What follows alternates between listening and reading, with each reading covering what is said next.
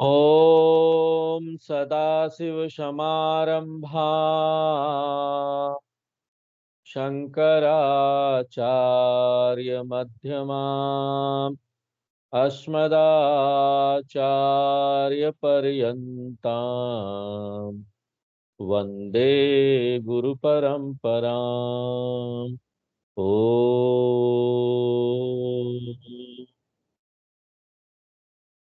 15 number श्लोक पढ़ेंगे।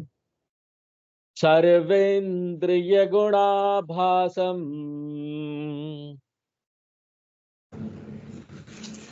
सर्वेन्द्रियगुणाभासम् सर्वेन्द्रियविवर्जितम् सर्वेन्द्रियविवर्जितम् असक्तं सर्वभृच्चैव असक्तं सर्वभृच्चैव निर्गुणं गुणभोक्तृ च।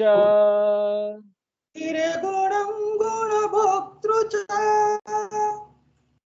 इस 13वें अध्याय में अर्जुन ने कृष्ण भगवान से वेदांत के कुछ गूढ़ तकनीकी शब्दों का अर्थ पूछा है और वो 6 शब्द है।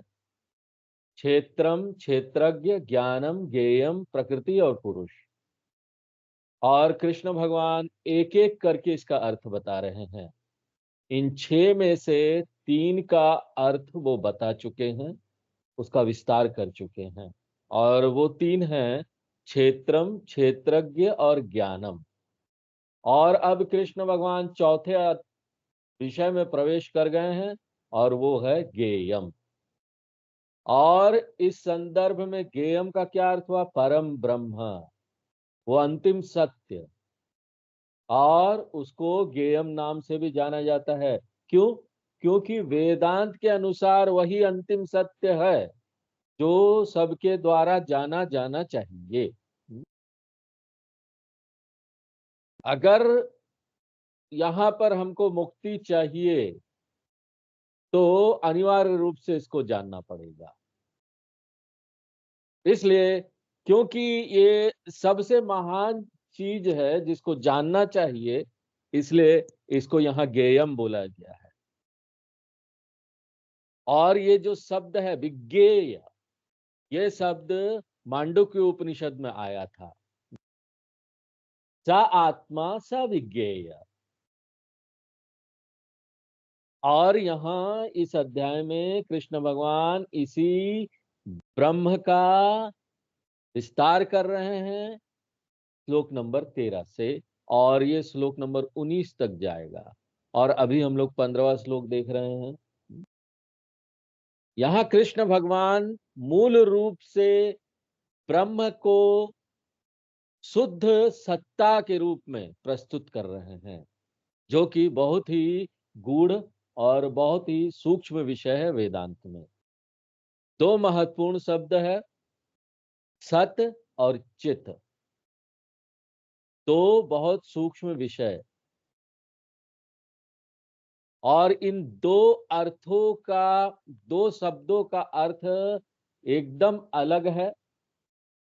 हम जो सामान्यतः सोचते हैं उससे एकदम अलग।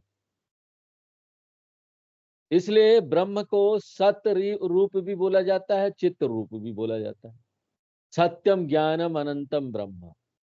तो ये जो शब्द है सत, यानी विद्यता, यानी हैपन, यानी अस्तित्व, ये हम आपको पिछले क्लास में बता रहे थे। वेदांत के अनुसार ये जो विद्यता है, ये जो हैपन है, ये जो अस्तित्व है, ये जो सत है, सत चित आनंद जो सत है, वो ना बहुत विलक्षण चीज है। हम आपको बार बार 5 बिंदु बताते आए हैं चेतना के, 5 पॉइंट आपको बताते आए हैं। उन्हीं 5 पॉइंट को, जो चेतना का 5 पॉइंट है, वो आप सत में भी लागू कर सकते हैं। चित में तो किया, सत में भी कर सकते हैं। मूलभूत जो सिद्धांत, 5 सिद्धांत जो हमने निकाल के बताया था आपको, पता नहीं आपको याद है कि नहीं, हम एक बार दोहरा देते हैं। हमने बताया था कि चेतना जो है वो शरीर का भाग नहीं है, उत्पाद नहीं है, गुण नहीं है। ये पहला बिंदु। दूसरा, चेतना जो है वो एक स्वतंत्र सत्ता है जो शरीर में व्याप्त हो जाती है, शरीर को जिंदा कर देती है। तीसरा जो पॉइंट बताया वो है चेतना जो है शरीर की सीमा तक सीमित नहीं है, शरीर के परे भी है। चौथा जो बताया कि चेतना जो है वो शरीर की मृत्यु के बाद भी रहती है, उसकी मृत्यु नहीं होती। और पांचवा और अंतिम बिंदु जो चेतना के बारे में बताया वो ये है कि ना, शरीर नहीं रहने के बाद चेतना दिखाई नहीं देती, हम पहचान नहीं पाते, रिकॉग्नाइज नहीं कर पाते। तो हमको ये नहीं समझना चाहिए कि ये है ही नहीं।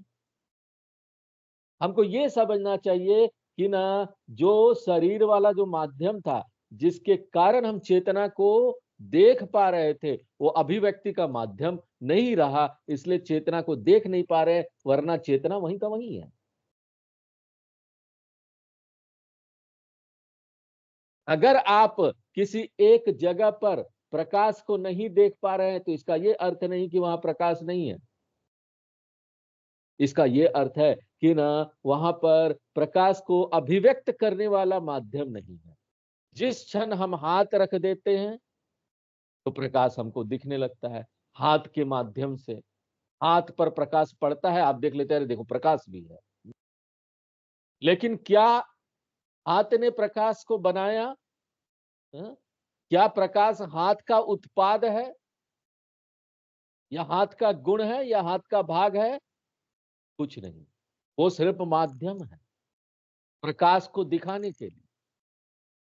उसी प्रकार से जो यहाँ पर चेतना बचा रह गया है, उसको हम रिकॉग्नाइज नहीं कर पा रहे हैं, उसको पहचान नहीं पा रहे हैं, क्योंकि ना, अभिव्यक्ति का माध्यम नहीं रहा। ये जो शरीर है एक अभिव्यक्ति का माध्यम है, इसके कारण हम चेतना को देखते, क्योंकि शरीर चल रहा है। तो यहाँ पर 5 जो बिंदु हमने चेतना के बताए, बार बार आप दोहराते आ रहे हैं, हर एक ग्रंथ में दोहराते हैं। हाँ, उसको आप ना, ये सत्य जो ये विद्यता है, जो हैपन है ना, उस अस्तित्व है ना, उसके ऊपर भी लागू कर दीजिए। क्योंकि वेदांत के अनुसार सत और चित दो अलग अलग वस्तु नहीं है, जो अलग अलग तत्व तत्व नहीं है। सत एव चित, चिद एव सत। इसलिए जो भी ये 5 बिंदु चेतना के बताए हैं, उसको आप एक्सटेंड कर दीजिए हैपन में भी, अस्तित्व में भी, विद्यता में भी। और 5 बिंदु क्या है? पहला है, जो ये विद्यता है, जो ये सत्य है, वो शरीर का गुण नहीं है, भाग नहीं है, उत्पाद नहीं है। शरीर ले लीजिए, कोई भी वस्तु ले लीजिए, चेयर, टेबल, हाँ, ये जो हाइपन है ना, ये इसका अपना उत्पाद नहीं है, इसका भाग नहीं है। दूसरा क्या बताया कि ये जो सत्य है ना, वो एक स्वतंत्र सत्ता है, और वो किसी भी चीज को अस्तित्व प्रदान कर देती है, वो चीज दिखने लगता है। और वो चीज दिख रहा है, इसका ये मतलब नहीं कि जो सत्य है, जो विद्यता है, वहीं पर है। इसका ये मतलब है कि वो खाली वहीं पर नहीं है, वो बाहर भी है उसके। ये जो दो वस्तु है, ये लैपटॉप है और मैं हूं। आप बोलेंगे बीच में कुछ है ही नहीं, तो स्वामी जी, सत्य यहाँ तो होगा नहीं, ब्रह्म नहीं होगा, आत्मा नहीं होगा। यहाँ भी है, हमारे में भी है, जिसके कारण हमको आप देख पाते हैं। तो ये 5 बिंदु को हम, ये विद्यता, ये हाइपन में भी लागू कर सकते हैं, जो कि हम चेतना के 5 बिंदु आपको बताते आए हैं। तो 2 बताया। तीसरा जो है वो ये है कि ना, ये जो सत्य है वो शरीर के बाहर भी जाता है, सिर्फ शरीर की सीमा तक सीमित नहीं है। और चौथा जो है वो ये है कि ना, शरीर के रहने पर ये रहता है, लेकिन शरीर के नहीं रहने पर उसकी मृत्यु हो जाती है, हाँ? चले जाता है या कोई वस्तु नहीं रहता है सामने, तब भी है। अगर हम देखिए सामने से हाथ हटा दे, तो इसका मतलब प्रकाश नहीं है क्या? अभी हाथ लाएँ तो प्रकाश आपको दिख रहा है ना, इसके ऊपर प्रकाश पड़ हाँ, तो क्या देखने का कोई माध्यम ही नहीं है, प्रकाश कैसे दिखेगा? फिर भी प्रकाश है। इसलिए देखिए यहाँ पर अंतरिक्ष में यात्रा करते हैं ना, तो बोलते हैं जब धरती के वातावरण से एक अंतरिक्ष यात्री बाहर निकल जाता है, धरती का एक वातावरण, धरती के वातावरण से जैसे बाहर निकलता है ना, वहाँ ना अंधेरा ही अंधेरा है। वहाँ पर कोई दिन-रात का अंतर नहीं होता। धरती पर हम यहाँ पर देख पाते हैं, दिन भी है, रात भी है। क्यों? धरती का अपना एक वातावरण है, जो कि सूर्य की रोशनी को रिफ्लेक्ट करता है। इसलिए एक ना ब्लू एक छाता बन जाता है धरती के ऊपर चारों तरफ, ब्लू छाता का तरह बन जाता है, नीला रंग। और ये ब्लू छाता जो बनता है धरती के ऊपर, वो क्या है? सूर्य की रोशनी जब उसके ऊपर पड़ती है, तो छिटक कर वो रोशनी बनाती है, क्योंकि यहाँ पर धूल के कण हैं। धूल के कण से टकरा कर, छिटक कर वो एक ब्लू प्रकार का छाता बना देती है। तो ये जो धूल के कण हैं, जो छिटके हुए हैं, वो ये नीला रंग का छाता बनाती है।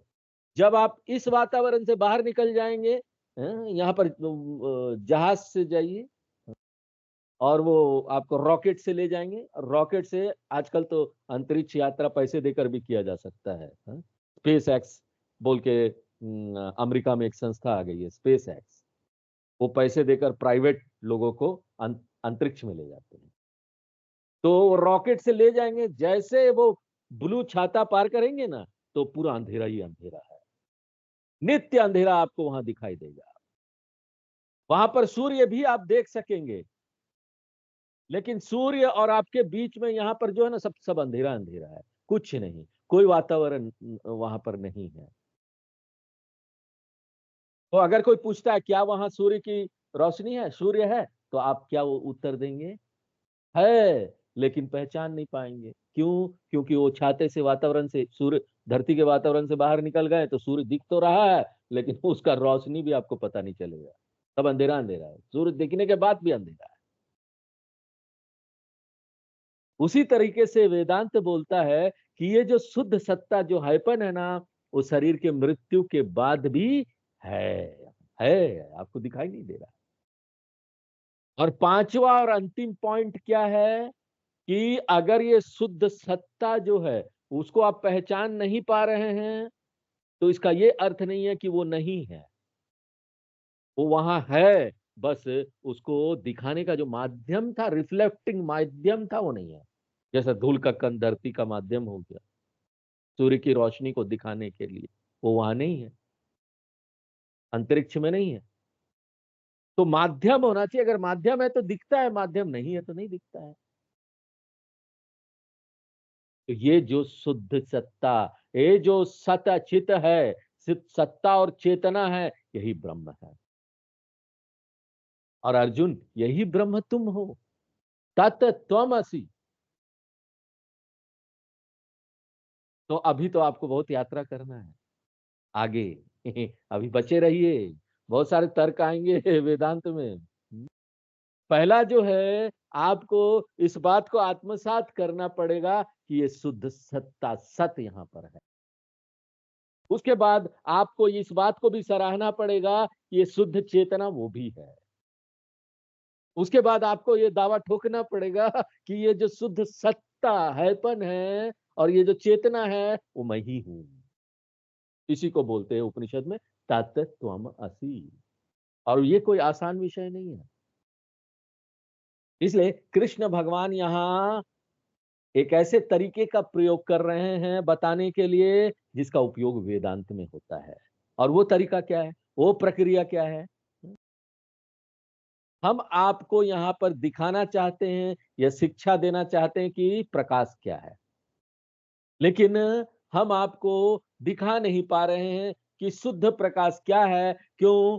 कि प्रकाश बिना माध्यम के प्रस्तुत नहीं किया जा सकता, बताया नहीं जा सकता, डेमोन्स्ट्रेट नहीं किया जा सकता। तो हम क्या करते हैं, हम अपने हाथ को ले आते हैं, देखो भाई हाथ ले आना, अभी प्रकाश दिख रहा है ना, हम आपको टीचिंग दे सकते हैं, शिक्षा दे सकते हैं इसके कारण। हाँ? हमको आपको प्रकाश का शिक्षा देना है, इसलिए हम पहले हाथ लाएंगे, आपको परिचय देंगे, देखो ये मेरा हाथ आया। हाँ? और हम आपसे पूछेंगे, देखो आप क्या देख रहे हो यहाँ। हाँ?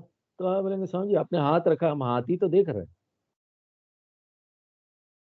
पहले पहले में आप यही बोलेंगे ना, तो फिर हमको आपको बताना पड़ेगा, देखो एकमात्र वहां पर हाथ नहीं है, ठीक से देखो, हाथ के अलावा भी कुछ है जिसके कारण से आप मेरे हाथ को देख पा रहे हैं। ये मैं आधा घंटा तक आपको बोलता रहूंगा, तब जाकर आप बोलेंगे हाँ हाँ दो चीज यहाँ दिख रहा है। और ये दो चीज क्या है, हाथ और प्रकाश दिख रहा है, प्रकाश जो हाथ के ऊपर व्याप्त है। उसके बाद हम आपको क्या पढ़ेंगे कि ना आप अपना ना ध्यान ना फोकस कीजिए, फोकस प्रकाश के ऊपर, हाथ को भूल जाइए। तो पहले मैं हाथ लेके आता हूं, हाथ का परिचय देता हूं, फिर आपको प्रकाश का परिचय देता हूं, फिर ना धीरे से हाथ को हटा लेता हूं, आप उस प्रकाश को देख पाते हो बिना हाथ के। आपको पता चल जाता है अरे प्रकाश तो वहां है, वो जो अरूप प्रकाश जिसका कोई रूप नहीं है, वो वहां है। लेकिन जब हाथ लाए थे तो हम उसको पहचान पा रहे थे, हाथ नहीं लाए तो पहचान नहीं पा रहे। तो हम यहाँ हाथ का परिचय देते हैं, फिर आपको प्रकाश का परिचय देते हैं, फिर धीरे से हाथ हटा लेते हैं। इसके कारण क्या होता है, प्रकट हो जाता है, शुद्ध प्रकाश आपके जीवन में प्रकट हो जाता है। ये जो तरीका है शिक्षा देने का, this method of teaching in Vedanta, इसको क्या बोलते हैं, अध्यारोप अपवाद न्याय। पहले हाथ का परिचय देंगे, इसको बोलते हैं अध्यारोप, और उसके बाद प्रकाश का परिचय देंगे, और उसके बाद हाथ को जब हटाएंगे इसको बोलते हैं अपवाद। पहले कुछ लेकर आया, फिर उसको हटा दिया, ये तरीका है आपको कोई चीज दिखाने। और सच में बोले ना तो ये तो हम कितनी बार करते हैं। जैसे कि अगर हम आपको बोले कि मेरे लिए पानी लेके आओ पीने के लिए, आप गए, एक गिलास में पानी लेके आ गए, और गुरु होने के नाते ये मेरा हक भी है ना गुस्सा होना, गुरु लोग बड़े गुस्सा होते हैं। अब मैं आपके ऊपर गुस्सा हो गया है कि भाई हमने तो तुमको पानी लाने बोला था, ये क्या तुम गिलास ले आए हो, पानी पानी के साथ गिलास भी ले आए हो, मैंने तो तुमको गिलास लाने के लिए नहीं बोला था, क्यों गिलास लेके आ गए। तो उसके बाद शिष्य जो सोचने लगेगा एक गुरु पागल उगल तो नहीं हो गया है। लगता है इसमें कुछ समस्या आ गई है। हा? अरे मैं पानी कैसे लाऊंगा गिलास के बिना। हा? गिलास की जरूरत है ना पानी को ट्रांसफर करने के लिए एक जगह से दूसरी जगह, इसलिए इसको ट्रांसफर करने के लिए, व्यवहार के लिए, पानी को लाने के लिए हमको गिलास रखना पड़ेगा। तो शिष्य क्या करता है, पानी को लेके आता है गिलास के साथ। मैं भी पानी पी लेता हूं और गिलास क्या करता हूं, गिलास को भी पी लेता हूं नहीं, उसको छोड़ देता हूं। शिष्य भी जानता है और गुरु भी जानता है कि गिलास सिर्फ एक माध्यम था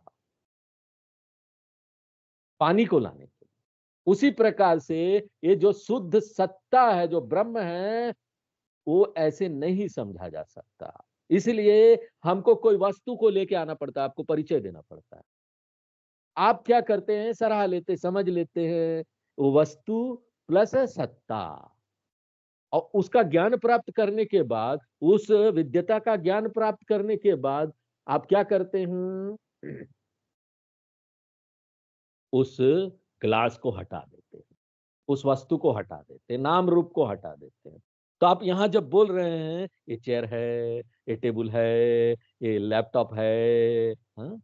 तो यहां पर हम क्या कर देंगे, minus chair, minus table, minus laptop, क्या बच गया है। तो इस शुद्ध सत्ता को इस दुनिया के साथ समझना, देख पाना, इसको बोलते हैं अध्यारोप हो गया। और उसके बाद शुद्ध सत्ता को रख लेना और दुनिया को डिसमिस कर देना। इसको बोलते हैं अपवाद। और यही तरीका कृष्ण भगवान यहाँ उपयोग कर रहे हैं हमको बताने के लिए इस श्लोक में। सर्वेंद्रिय गुणाभासम सर्वेंद्रिय विवर्जितम। ये जो शुद्ध सत्ता है वो हर समय हम उसका अनुभव कर पा रहे हैं, उसको सराह पा रहे हैं अपने इंद्रियों के माध्यम से। सर्व इंद्रिय गुणा यानी गुणा उसका उपयोग करना, उसको काम में लाना, उसको व्यवहार में लाना। सर्व इंद्रिय गुणा उसका उपयोग करना। और आभास यानी वो अभिव्यक्त हो रहा है। तो ये जो शुद्ध सत्ता है वो अभिव्यक्त हो रहा है, वो पहचान में आ रहा है हर एक इंद्रियों के उपयोग के माध्यम से। इस प्रकार से प्रकाश को हम पहचान पा रहे हैं जब हाथ रखते हैं।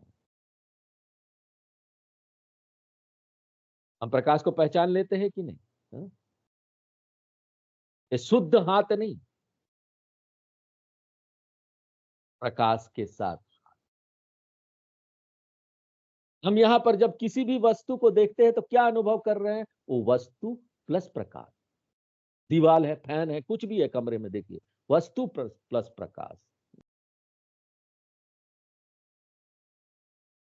लेकिन उसके माध्यम से वो तो प्रोत हर जगह प्रकाश है।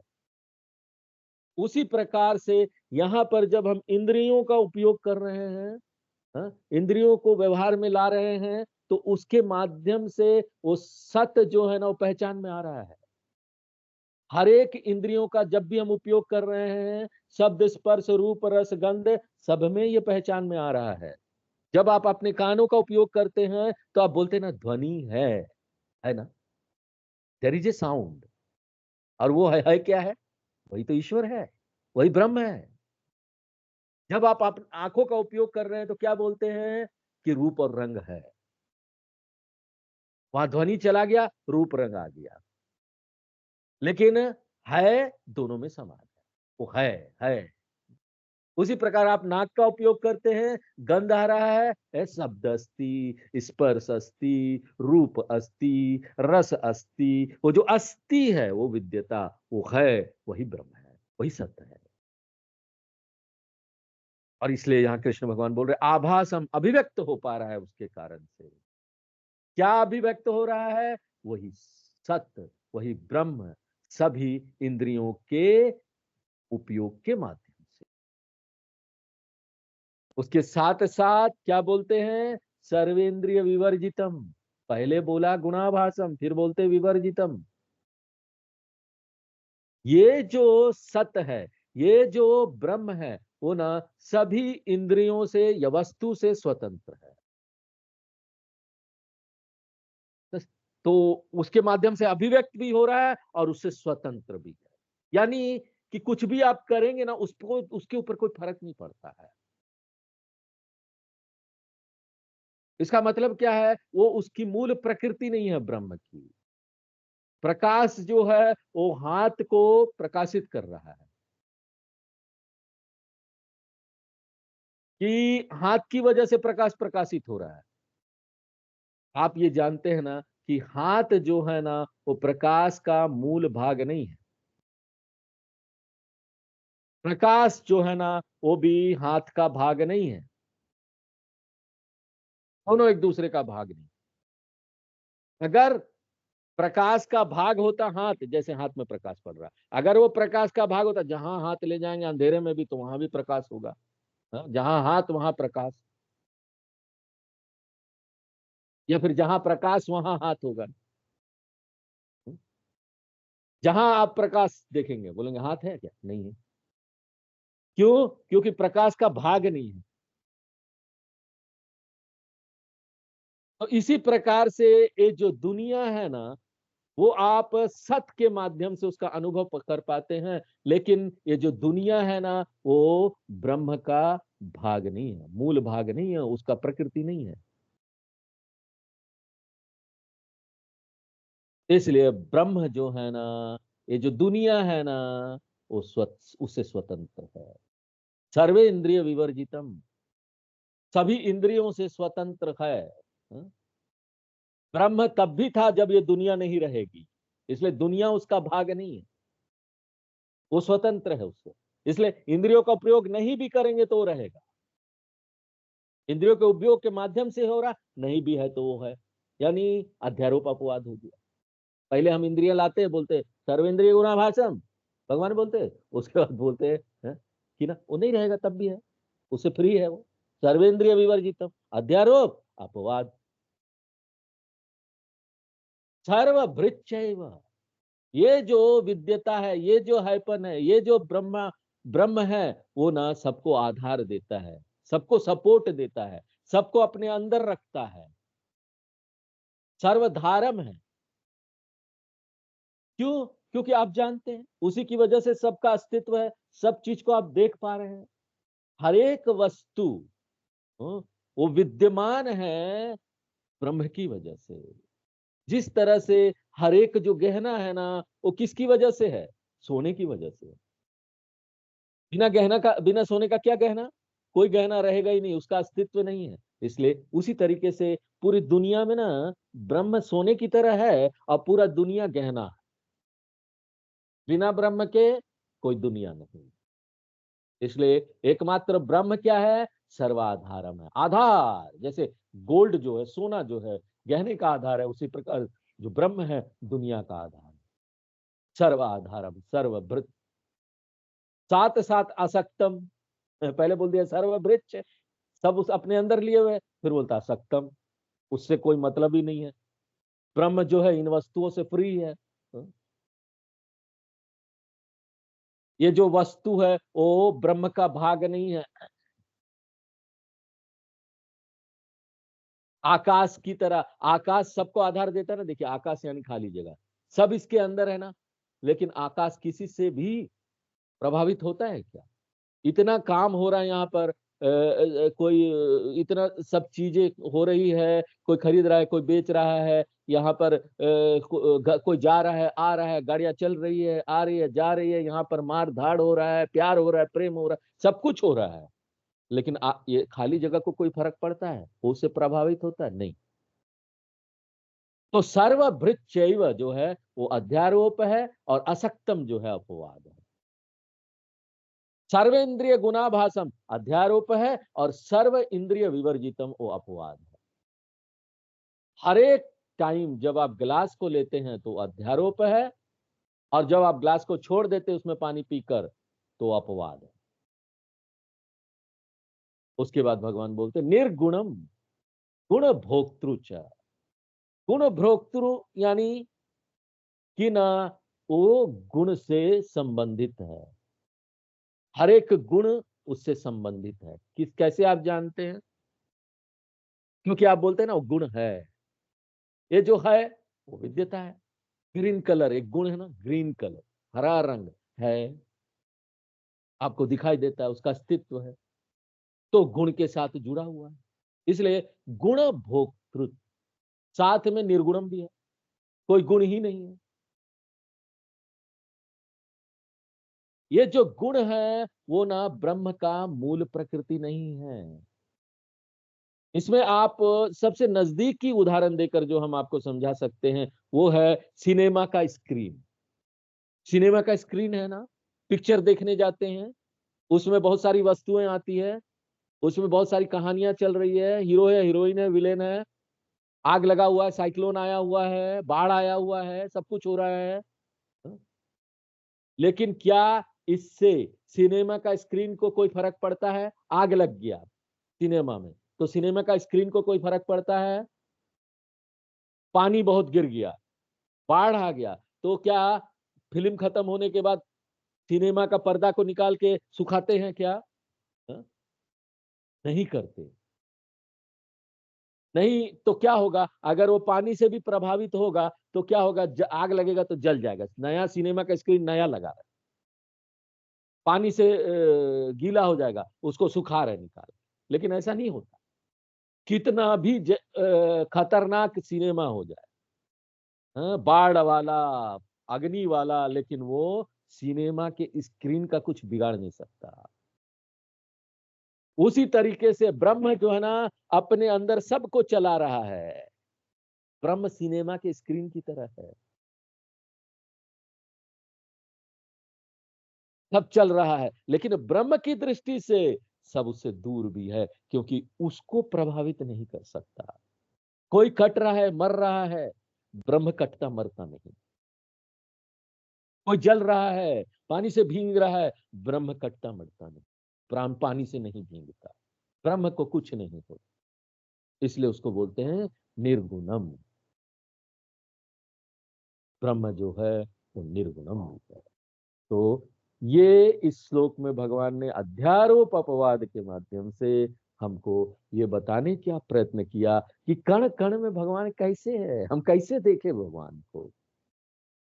यह अस्तित्व के माध्यम से ईश्वर हर जगह है। इसलिए ये जब हम ज्ञान को प्राप्त करते हैं ना, तो ही जाकर ना हमारे अंदर भक्ति भी दृढ़ होती है। हम पूजा करते भक्ति करते हैं ना, कैसे दृढ़ होगी? हर जगह हम उस ईश्वर को देख पाते हैं, इसमें भी अस्तित्व है। किसी चीज का निरादर नहीं करते, वस्तु का। क्यों? क्योंकि भगवान के बिना कुछ है नहीं, कैसे आप निरादर कर सकते हो? कोई भी वस्तु का निरादर नहीं करते, कोई भी व्यक्ति का निरादर नहीं करते, पूरी दुनिया जो है ना ईश्वर है, ऐसी भक्ति करते हैं। जब हमको भीतर से ये ज्ञान प्राप्त होता है कि कैसे है वो, इस प्रकार से वो ईश्वर हर हर कण कण में है। और ये जो तरीका है, प्रक्रिया है, ये बड़ा मंजा हुआ प्रक्रिया है, आज से नहीं चला आ रहा है, ये गुरु परंपरा से आगे बढ़ा आ रहा है। सालों जब से दुनिया बनी, भगवान ने ये प्रक्रिया दिया अध्यारोप अपवाद का, वेदों के माध्यम से, और वो चला आ रहा है। और सबको सबको पता चला, इसी से लाभ हुआ सबको। हम्म? सुन सुन के, अध्यारोप अपवाद कर कर के, विचार कर कर के, श्रवण मनन निधि ध्यान कर करके ये लाभ प्राप्त हुआ। ईश्वर सामने ही दर्शन हो गया।